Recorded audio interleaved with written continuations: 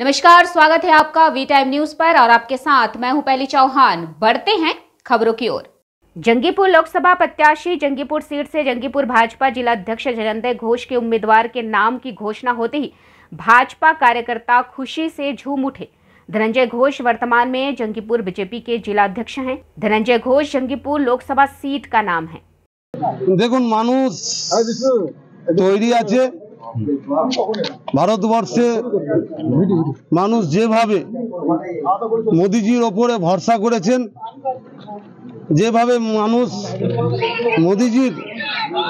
মোদিজিকে মনের মধ্যে হৃদয়ে ভরে নিয়েছেন, তার কাজের নিরিখে, তার উন্নয়নের নিরিখে সর্বোপরি ভারতবর্ষের যে 100 কোটি মানুষ হিন্দু সনাতনী ধর্মের মানুষের যে 500 বছর বিগত 500 বছরের যে একটা বিবাদকে জয় করে মানুষের 100 কোটি মানুষের মনের আশা পূরণ করতে পেরেছেন সম্মানীয় ভারতবর্ষের যশস্বী প্রধানমন্ত্রী মোদীজি। তাতে গোটা ভারতবর্ষে তো গেরুয়াময় মোদীময় ঝড় বইছে। একই রূপ আমার এই জঙ্গিপুর লোকসভাতেও মোদী ঝড় চলছে। আপনার প্রতিদ্বন্দ্বীরা তৃণমূল না কংগ্রেসকে ভাবছেন? আমি আমার প্রতিদ্বন্দ্বিতা হিসাবে আমি এই মুহূর্তে কাউকেই ভাবছি না। মানুষ তৈরি আছে বিজেপিকে জেতানোর জন্য। মোদীজির যে নেতৃত্বে যেভাবে দেশ দ্রুত গতিতে এগিয়ে যাচ্ছে, আজকে পৃথিবীর 2-3 নম্বরে পৌঁছে গেছে, তাতে জঙ্গিপুর লোকসভার মানুষ যেভাবে দেশ স্বাধীনের পর যেভাবে পিছিয়ে পড়ে আছে, এখানকার মানুষের কোনো কর্মসংস্থান নেই, তাতে নিশ্চিত ভারতবর্ষের অন্যান্য লোকসভাগুলো যেভাবে দ্রুত গতিতে উন্নয়ন হচ্ছে, এই জঙ্গিপুরের লোকসভার মানুষও সেই উন্নয়নের গতিতে যেন তারা ছুটতে পারে।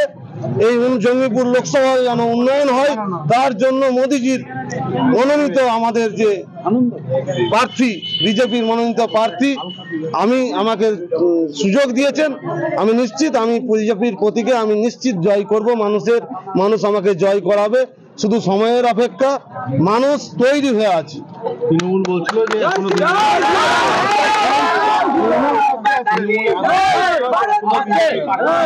দেখুন, তৃণমূল একটা আঞ্চলিক দল, যদিও সর্বভারতীয় তৃণমূল তারা বলে, নির্বাচন কমিশন কিন্তু বলে দিয়েছেন সে আঞ্চলিক দল, যার 42টা সিট ঘোষণা করেছে। তাতে বাইরে থেকে আনতে হয়েছে সদ্য বিজেপি থেকে 7 জন লোককে তাদের প্রার্থী দিতে হয়েছে। তাদের প্রার্থী হওয়ার লোক নেই, তারা অন্য রাজ্য থেকে নিতে হচ্ছে, অন্য দল থেকে নিয়ে তাদের প্রার্থী করতে হচ্ছে।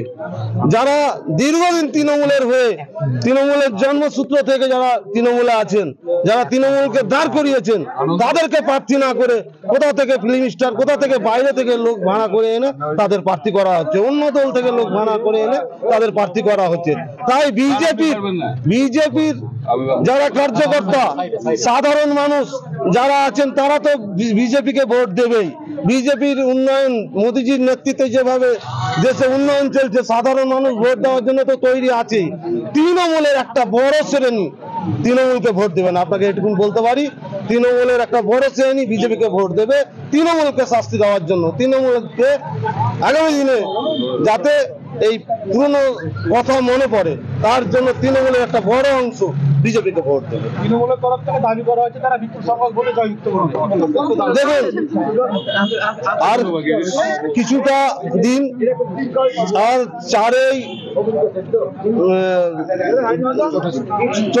জুন জানতে পেরে যাবেন কি পশ্চিমবঙ্গে তৃণমূল নামক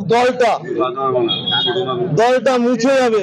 4 জুনের পর টুকরো টুকরো হয়ে যাবে। যেভাবে নিজেদের মধ্যে তাদের লড়ালড়ি চলছে, আপনি দেখেছেন। আমাদের সকলের প্রিয় আমাদের মুখ্যমন্ত্রী, উনি একজন মুখ্যমন্ত্রী পশ্চিমবঙ্গের, তার একটা বড় অ্যাক্সিডেন্ট ঘটে গেল, একটা কোনো তদন্ত নয়, এই বিষয়ে কোনো উনি মুখ খুলেননি। অথচ সাধারণ কোনো অ্যাক্সিডেন্ট না হলে উনি বারবার বলে আমাকে মেরে ফেলার চক্রান্ত করা হচ্ছে। অথচ এত বড় একটা বড় ঘটনা ঘটে গেল, 8-10 খানা সিলাই, উনি একটা কোনো তদন্ত হলো না, উনি কোনো মুখ খুললেন না। এটার কারণটা কি? এটার কারণটা হচ্ছে ওনার ঘরে যে আগুন শুরু হয়েছে, সেই আগুনে তৃণমূল দলটা পুড়ে ছাই হয়ে যাবে, এইটুকু বলতে পারি।